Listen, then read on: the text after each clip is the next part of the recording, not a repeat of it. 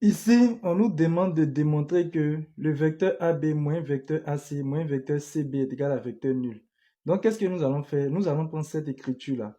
Nous allons la transformer jusqu'à ce que on obtienne le vecteur nul. Très bien. Maintenant, ici, dans les différents vecteurs, nous avons les signes moins et moins. On va transformer les signes moins là en plus. Mais sachez que lorsque tu transformes le signe moins en plus, tu dois changer la position des lettres. Qu'est-ce que je veux dire par là? Si par exemple vous avez moins vecteur AC et vous voulez avoir le signe plus là, qu'est-ce que vous allez faire? Bon, plus, je peux ne pas écrire, hein. Donc si je n'écris rien, c'est comme si c'est plus qui est là. Est-ce que ça va? Maintenant, je vais prendre la lettre C là et je vais la mettre à la place de la lettre A. Et la lettre A, je vais la mettre à la place de la lettre C. Donc j'aurai le vecteur CA. Suivant, moins vecteur AC là, c'est égal à vecteur CA. J'ai changé la position des lettres. Donc je peux laisser le moins. Donc, par exemple, si on nous donne moins vecteur CB, ça va être égal à quoi? Je ne veux plus le moins, non. Donc, ça va me donner vecteur BC. C'est comme ça qu'on procède. Donc, je vais appliquer cela dans mon exercice. Donc, on y va. Ici, nous avons vecteur AB.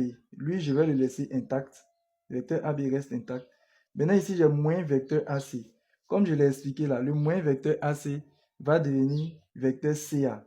Parce que je vais transformer le moins en plus. Donc, je mets plus vecteur CA. Je vais faire pareil pour moins vecteur CB. Le moins vecteur CB va devenir plus vecteur BC. Donc, j'écris ici plus vecteur BC. Après avoir fait cela maintenant, je vais chercher à appliquer l'égalité de chasse. Je vous explique rapidement c'est quoi l'égalité de chasse. Si tu as deux vecteurs, je prends un exemple, hein, le vecteur MP plus le vecteur PK. Vous voyez ça? Regardez ici. Au niveau du plus là, regardez à gauche du plus, on a la lettre P. Maintenant, quand vous regardez à droite du plus aussi, on a la lettre P. Vous voyez, il y a deux lettres qui se ressemblent, qui se regardent au niveau du plus.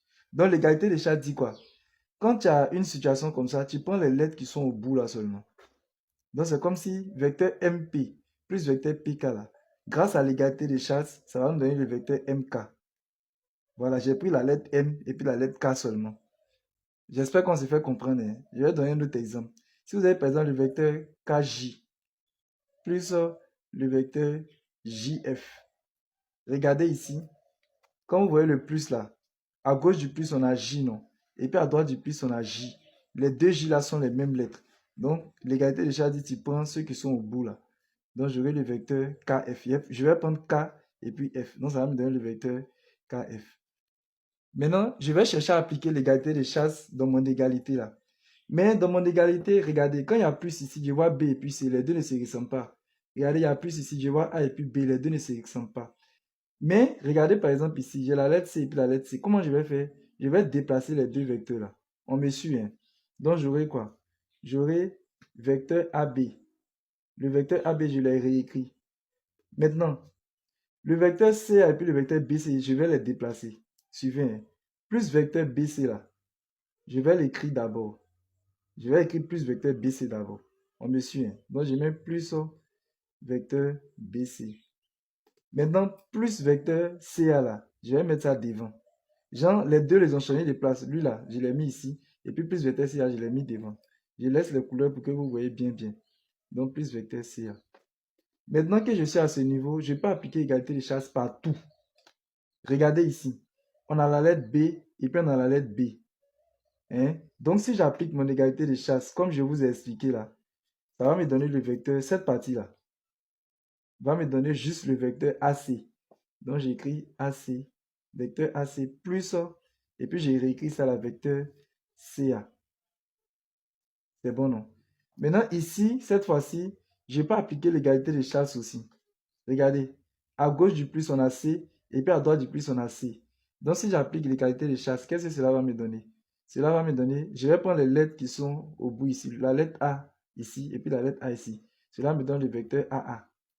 Or, le vecteur AA là, c'est égal à vecteur nul. Sachez qu'en mathématiques, lorsque vous avez un vecteur et puis l'origine et puis l'extrémité sont les mêmes, ça donne vecteur nul. Si je vous dis par exemple, suivez, vecteur BB là, c'est égal à vecteur nul. Si vous dites vecteur CC, c'est égal à vecteur nul. En tout cas, retenez que quand les lettres là sont les mêmes, cela donne vecteur nul. Donc finalement, on constate que vecteur AB moins vecteur AC moins vecteur CB est égal à vecteur nul. C'est ce qu'on nous a dit de démontrer. Nous allons passer à la deuxième question. Ici, on nous dit de démontrer que 2 vecteurs AB moins vecteur BC moins vecteur CA est égal à 3 vecteurs AB.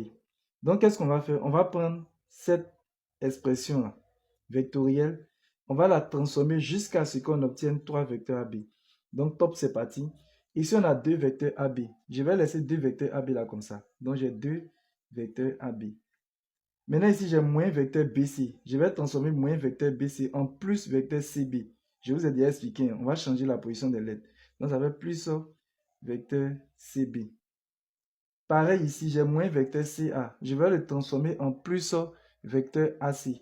Donc, je mets plus vecteur AC.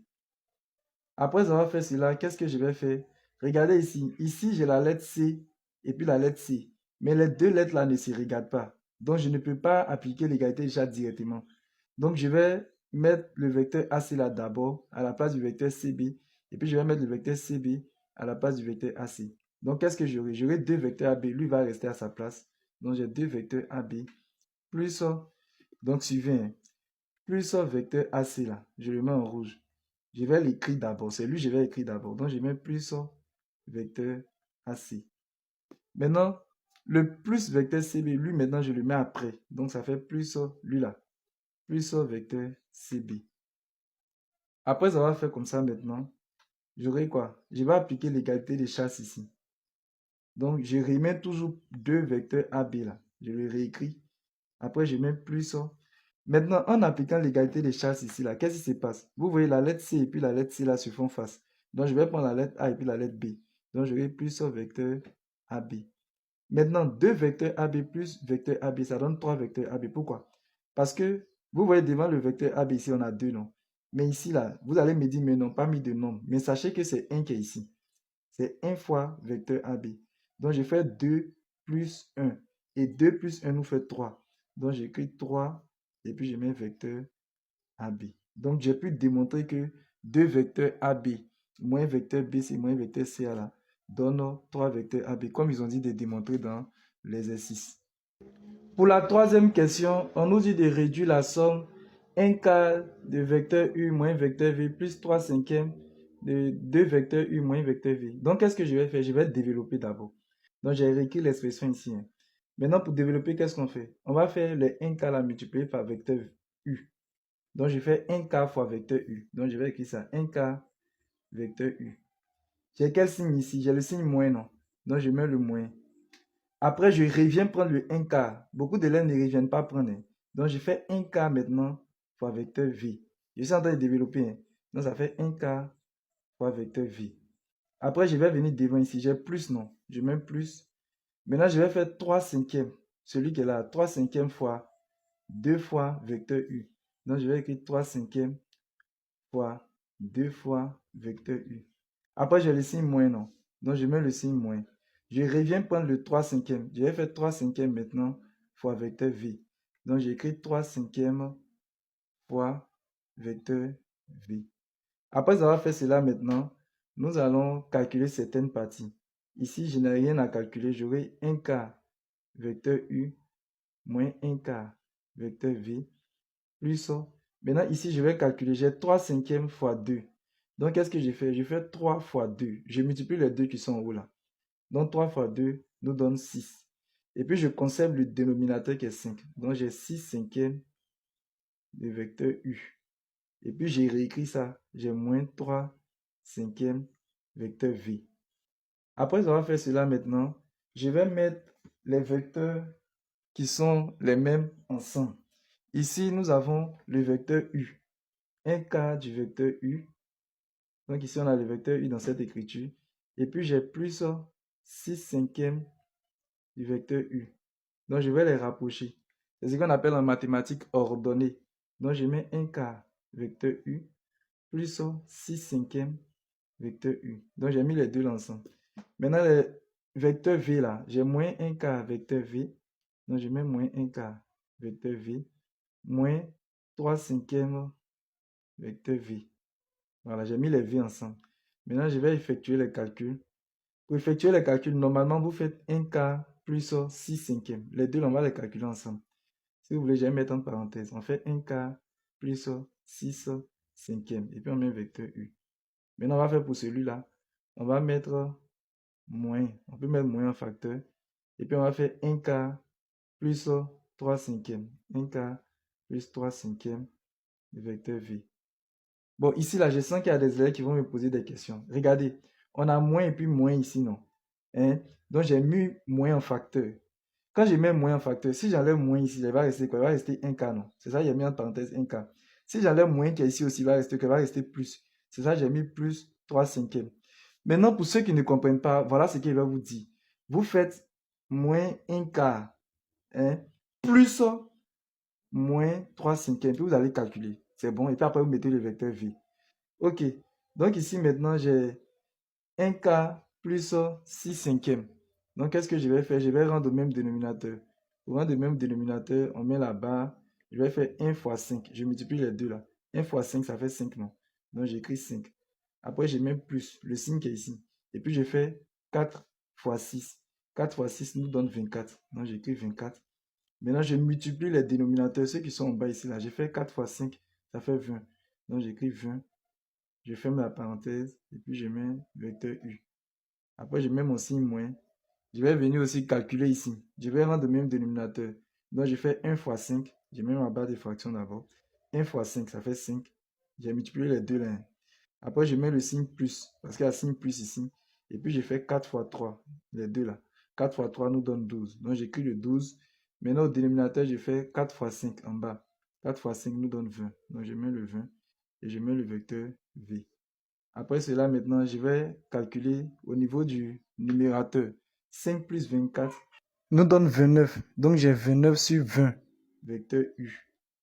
Moins, maintenant, je vais calculer ici. J'ai 5 plus 12 qui donne 17. Donc, j'ai 17 sur 20, vecteur V. Voilà, donc, voici l'écriture réduite de ce qu'on nous a donné au départ. Moi, c'est Monsieur Soumaro. Pour ceux qui veulent un suivi particulier ou qui veulent intégrer mon groupe WhatsApp, écrivez-moi sur mon numéro WhatsApp qui se trouve ici. Pour toutes vos questions, veuillez les poser dans les commentaires. S'il vous plaît, lorsque vous allez m'écrire, présentez-vous. Vous me donnez votre nom et puis votre classe. Et vous me dites pourquoi vous m'avez écrit. N'oubliez pas de vous abonner, de liker la vidéo, de la partager et de la mettre en favori. Moi, c'est Monsieur Soumaro. Voici mon numéro WhatsApp. Pour tous ceux qui veulent intégrer mon groupe WhatsApp ou qui veulent avoir un suivi particulier, écrivez-moi sur mon numéro WhatsApp qui se trouve ici. S'il vous plaît, lorsque vous allez m'écrire, vous me donnez votre nom, vous me donnez votre classe et vous me dites la raison pour laquelle vous m'avez écrit. C'est-à-dire, vous me dites pourquoi vous m'avez écrit. Si vous m'avez écrit pour comprendre quelque chose, si vous m'avez écrit pour intégrer mon groupe WhatsApp, vous le dites. Maintenant, en plus de cela, je vais vous demander de faire quelque chose pour moi. J'ai une chaîne YouTube. Donc, vous pouvez partir sur ma chaîne YouTube. Vous tapez sur YouTube Maths, comme c'est écrit avec S.Facile94. Lorsque vous allez taper cela, vous allez voir ma photo. Vous vous abonnez. Vous allez voir le mot abonner. Vous vous abonnez. Et cela va me permettre, va me donner le courage de pouvoir continuer les vidéos. Je vous remercie. N'oubliez pas de vous abonner aussi, de liker la vidéo, de la partager et de la mettre en favori. Pour toutes vos questions, veuillez les poser dans les commentaires. Merci.